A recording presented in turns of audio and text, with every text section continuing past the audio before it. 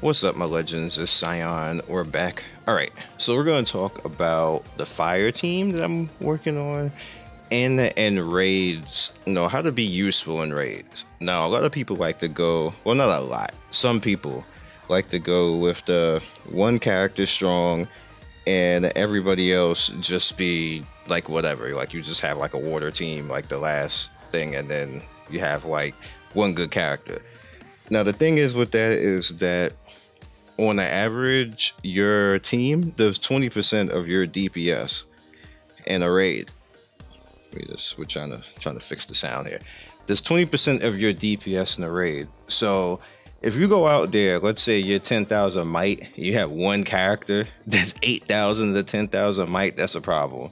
Because the rest, that means your other three people are probably going to be dead like after the first AoE. And you're being useless at that point. I'm just being honest with you. Teams bring passives. So here's what you should do. Let's go right here. I'm going to show you something. I hit team. What did he? I don't know what that was. What was this thing doing here? All right. So I'm gonna go over and over and over. I believe it's the last team. Yep. All right. So what you want is you want all four people to be given some type of benefit to your team. So Estelle, she's a genuine 3-star that I made a 4-star. She brings healing potency, which is kind of like whatever. I forgot what Oi does. Let's see.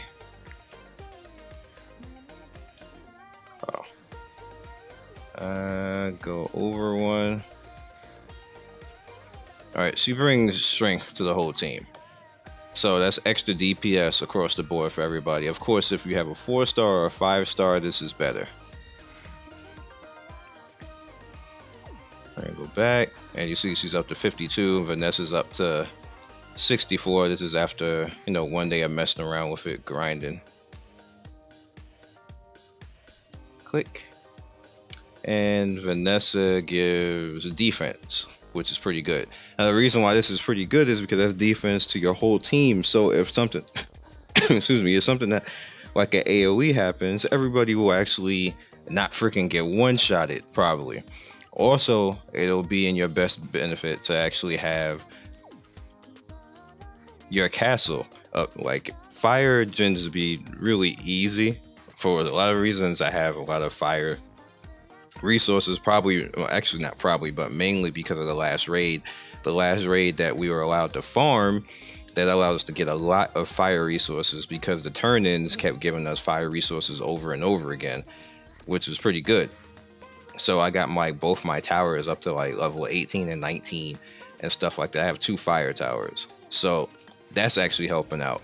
You want your gear across your board on all your team members to be good as well. You want dragons to be as maxed as they can possibly be. Of course, if you're new, this kind of doesn't matter, but you just don't want to have a team that's going to be out there that falls over the first AoE that the dragon does. That's not helping. You're not helping the other 3 players that are playing with you at that point, because they're just like, you need a full team out there, especially if you have like something like a good healer. Like my Estelle, she's an excellent healer. I'm continuously working on her, and I'm gonna max her because I carry so hard with Estelle. I'm gonna show you guys, like, literally, you can see how much fun I have with that character. And the onslaught, I go, no matter what onslaught it is, I take Estelle. It don't matter. It don't matter if it's fire, water, wind, light, dark. I take Estelle and carry easily.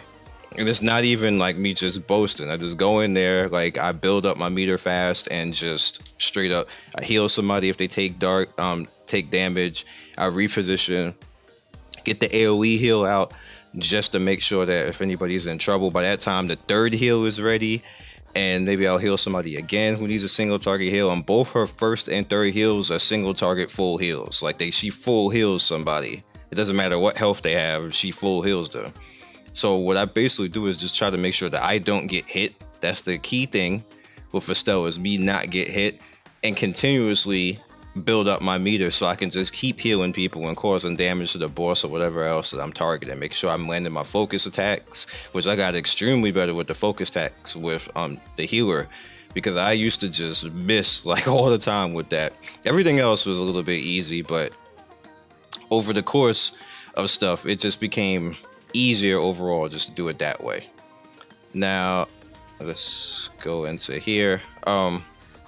Another thing that you want to do is figure out who you want to main for this. Now, I am probably going to main, for the most part, the main character for this event, because he actually is pretty good when it comes to just attacking.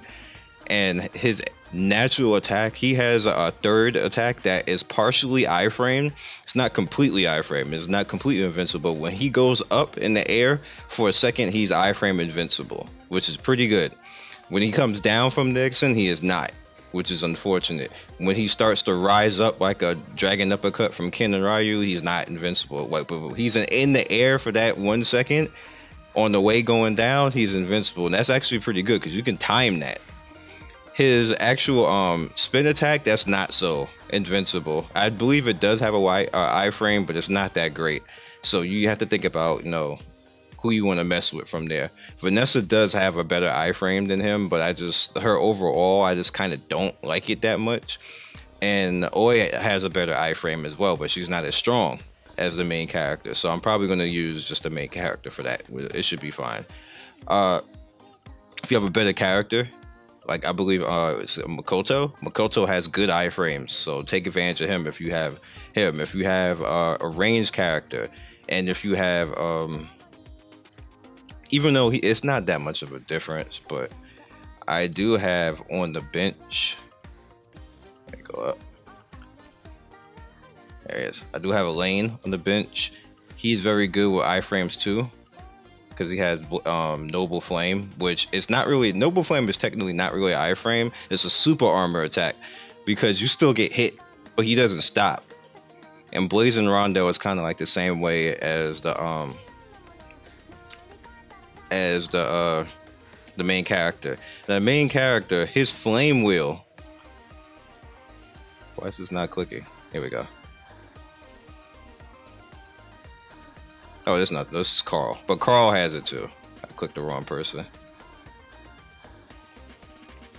His Exalted Fire, that attack actually as well has the same type of iframe. It's not really invincible. It's super armor. You still get hit, but he doesn't stop. So, you know, keep that in mind, because you can just basically attack through it. You can just take, if you can take the attack and do the attack, then do it. But you're still probably going to take the damage from it. Now, I think his Rise might have an iframe as well, but I'll have to see on that boss, because I can't really test it that well right now. I tried it, and it looks like sometimes I'm invincible, sometimes I'm not. This is one of the reasons why I chose Oi over I believe, yeah, Renelle, because her iframe is not that great. Her Flame Whirl Subterfuge is not that great. It's really short. I don't know why it's that short, because I could have swore that the dagger characters was pretty good. And Xania's, I was just messing around with Xania, and I was like, you get hit out of everything. Like, you suck. Like, I can't use her. I don't know. Maybe the nuke mage characters are just not for me. Maybe it's just not for me. Maybe if you guys know of a nuke mage character that has good iframes, please let me know in the comment section, because I'm not seeing it. Amine, my light one, is the reason why I stopped with her, because I figured out that it wasn't that great. So I was like, bruh, I'm probably never gonna level her up. But no, I need that invincibility. I totally need that invincibility. I can't wait for the dark, because I have no reason to level Berserker right now, but I want to. I really want to. But I have no reason to do it right now, because I'm pretty fine with that. I have a 5-star already. I have 2 5-stars. I have Cleo and I'm forgetting her name, Nefaria. So there's no reason for me to do Berserker right now, because there's no event for him.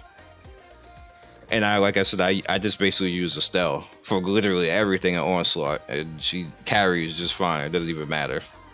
But yeah, so keep that in mind. Make sure that everybody in your team is actually viable.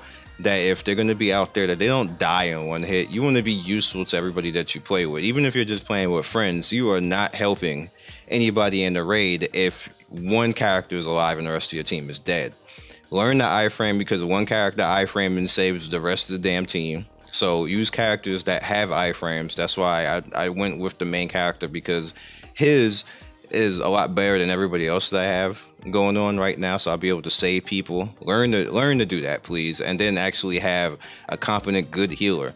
Like I said, Estelle, she's pretty good. I got actually 15% skill prep on her. I want to get a 20% one, or it's the best skill prep that I can get on her makes her better, because that is literally her only weakness, other than she's going to have a little bit lower healing potency. But it doesn't matter, because even with 2%, she freaking full heals. Like, I don't understand what healing potency even does in this game if Estelle just full heals with both her skills. With the first or third skill, she straight full heals somebody who has no health. So like, what, I guess later on, when like if we go to like characters start to get to like level 80, 90, and 100, that would actually matter more. But right now it don't. And then even with her air will heal, she does like 250 to 300 ticks. Like, so I'm like, I don't understand at this point. Hildegard, by the way, is better, and she's still better. So don't get me wrong. I just don't have her, so I can't partake of the greatness. But is what it is. So that's just my advice for you guys, to get your fire teams together and to be useful in raids, and like be what your might says your might is. Like, you know, it'll be a lot better. So when people see people at like 8 and 9k, or not, well, 7, 8, 9k, they will be like, okay, you can come in and stuff like that. Like, cause I feel bad when I join groups and they don't allow people to play. I'm like, bro, just let the dude play. If he like 7, 8k, it's whatever. Let him play. I got him. I heal him. He be alright. But people don't do that. They be like, nope. They just sit there saying nope over and over again. And I'd be like, bruh, I wish I could say just fucking start. Like, it'll be alright. We'd be okay. But we'll carry. We'll carry. Again, you should never want to be carried, though. You should never want that. You should always want to come into everything being great. Never have, like, I've never said be carried. Be legendary. Always be legendary. This is good. Like, you should want to play a game and just be the best that you can be. But if you don't have the characters and you're lower, I still would like to play with people. So that's why I'm suggesting this right now. I'm making this video, because enough people watch me that will go out and level their characters and make their characters right. You know, work on your castle, work on your worm prince, work on your dragons. Have viable characters to come out there that won't just be dead weight and just die in 2 or 3 seconds while you have a main character just sitting there trying to DPS. That's not helping anybody. So be legendary. I'll catch you guys next video, and I will see you guys in the raid. We have about, well, we got 4 days, so we'll probably be talking about something else by then. I'll probably have this team at 70. And I do, this is one other problem that I have, is where do they expect us to get a lot of Eldwater from? Because if you don't get 4 and 5 star, I mean like 5 stars and stuff like that, you need Eldwater to make the 4 stars 5 stars. So there's still a problem with the summons. Like, they gotta do something. Like, if anything, make another place or another dungeon that we can get Eldwater from. Like, just more Eldwater. Like, it doesn't even have to be a substantial amount. Like, maybe 2,000 or 3,000 a day from a dungeon that we can farm out, or something like that. Or even make it farmable, where we just have to start spending stamina and wings on Eldwater. It doesn't even need to be a lot, but we definitely do need more Eldwater out there, especially when you get the 5, when you get the your 5 star. And then all the way up the mana circle at the top, stuff costs Eldwater at the top. So this is straight up an Eldwater shortage unless you are actually spending on the game. And that's a pay to win factor that they kind of need to lower at the end of the day, because we don't need to be forced into actually spending just to get Eldwater. That's the problem. And people say like, hey, you know, there's nothing wrong with the summon system because we'll be bored if we get everything. That's the problem right there. Like if we aren't getting characters, then we're not getting Eldwater, which means that even when we use 3 and 4 star characters, we can't upgrade them because we don't have enough Eldwater. There's an Eldwater shortage. So that means that they actually have to up either the Eldwater consumption, which is probably the better suggestion out of all that if you don't want to up the rates on the characters. Because you can't, like, to have both sides of that just suck is a problem. That'll make people quit the game if you can't even use the 3 or 4 stars to the best possible capability of doing. It's not fun than that. Like I want to upgrade characters. I want to upgrade 4-star characters. I have a lot of 4-star characters that I like. I actually want to upgrade Sabella, but I need to upgrade other stuff, and I can't. She's been level 1 forever because I know I won't have any Eldwater for her. What if I want to upgrade Celoria? You know, like maybe I want to upgrade the main character. Like I don't have the Eldwater for that, and that's a problem. That's a problem. That's hindering my gameplay, and at that point, I'm actually forced. This is weird. This is where the problem. A gamer should never be forced to have to fill that Eldwater. You know, damn. And now I need to spend money to get Eldwater. People say, "Oh, well, you're not forced or anything else like that. Nobody's putting a gun to your head." No, nobody's not putting a gun to your head, but you are physically hitting a wall that you can't overcome with time. That's a wall that you can't overcome with time because you don't get enough Eldwater for it to even make it sense. Well, we get like 2,000 a day, if that. And the upgraded character is 25,000. So you need 11 days. You need a third of a month just to upgrade one character. That's a problem. That's a problem. Y'all can say whatever you want at the end of the day. That is a major problem. So I'll catch you guys next video. Be legendary.